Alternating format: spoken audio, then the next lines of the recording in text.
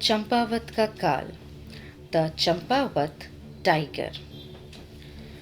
क्या आप जानते हैं कि मौत की आहट कैसी होती है? कल्पना कीजिए, आप अपने घर के आंगन में बैठे हैं, सूरज ढल रहा है। अचानक जंगल से आने वाली ठंडी हवा थम जाती है। पक्षियों का चहचहाना सन्नाटे में बदल जाता है। एक ऐसी खामोशी जिसे आप अपनी हड्डियों में महसूस कर सकते हैं। आपको लगता है कि आप अकेले हैं, लेकिन झाड़ियों के पीछे से दो सुनहरी आंखें आपको देख रही हैं। वो कोई मामूली शिकारी नहीं है, वो एक भूत है, एक ऐसा शैतान जिसे ना गोलियां रोक पाई और ना ही मौत डरा पाई। आज की कहानी किसी फिल्म की कल्पना नहीं है, ये दास्तान है दुनिया की सबसे खतरनाक आदमखोर की, द चंपावत टाइगर, जिसने 436 इंसानों का शिकार किया। Just imagine 436। तैयार हो जाइए एक ऐसे सफर के लिए जहां डर का दूसरा नाम बाघिन था।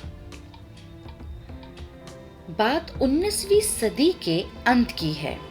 नेपाल के घने जंगलों में एक बंगाल टाइगर का राज था, लेकिन एक हादसे ने सब कुछ बदल दिया।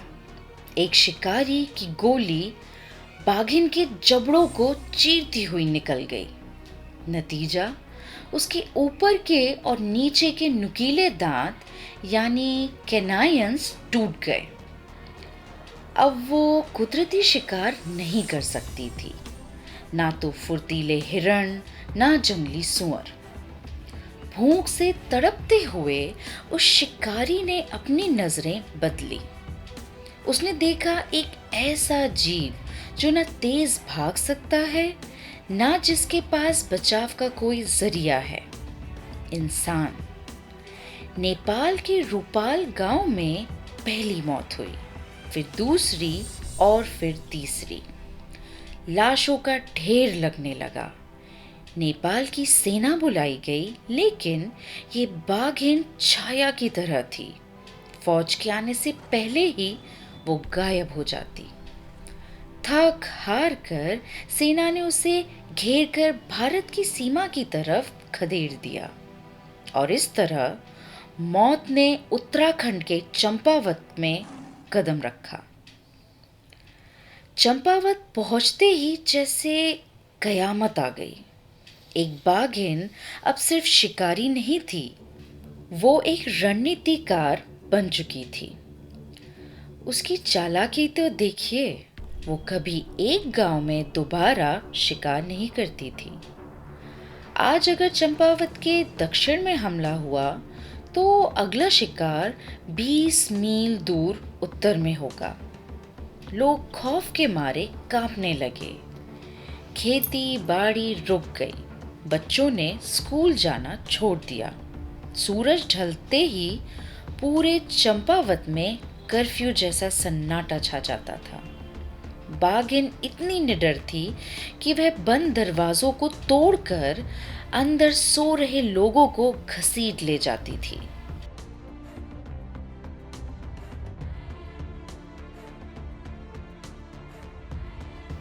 गांव वाले उसे शैतान का अवतार कहने लगे।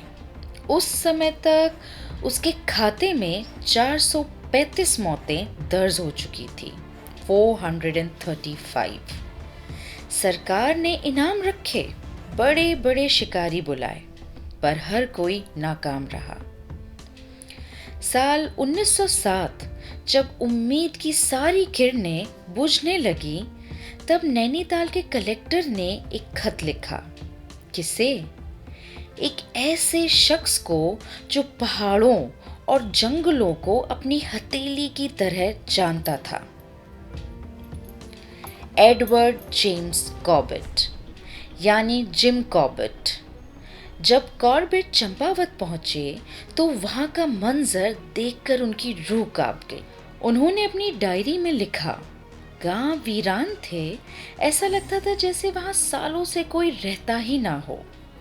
कॉर्बेट ने बागिन के पग मार्ग यानी पैरों के निशानों का पीछा करना शुरू किया। उन्होंने महसूस किया कि ये लड़ाई सिर्फ ताकत की नहीं बल्कि दिमाग की है।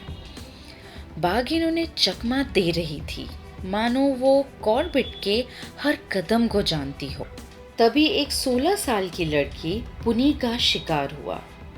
कॉर्बेट ने लड़की के खून के निशानों का पीछा किया और वो मंजर जिसे देखकर पत्थर दिल भी रो पड़े। कॉर्बेट ने उस लड़की के अवशेष देखे।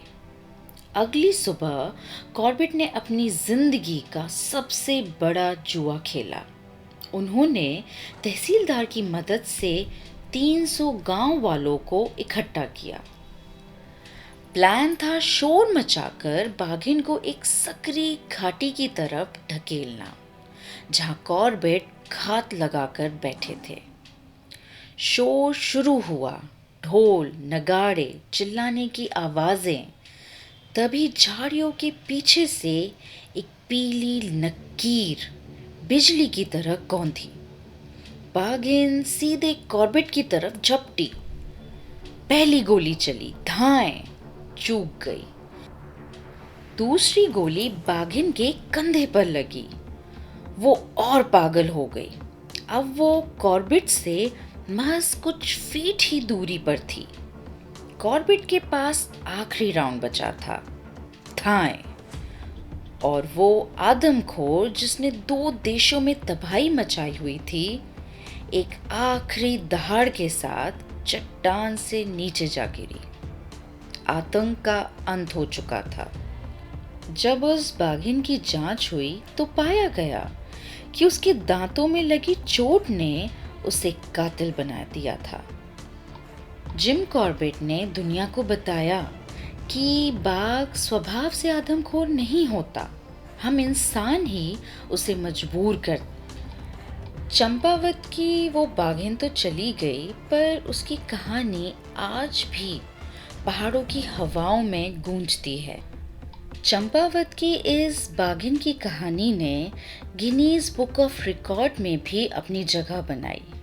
एक ऐसी नरभक्षी जिसने आज तक के सबसे ज़्यादा शिकार, और वो भी नरभक्षी बनकर किए। अगर आपको ये कहानी पसंद आई तो लाइक करें, शेयर करें और कमेंट ज़रूर करें कि हम और किस तरीके की कहानी आपके लिए बनाएं। Thank you for watching.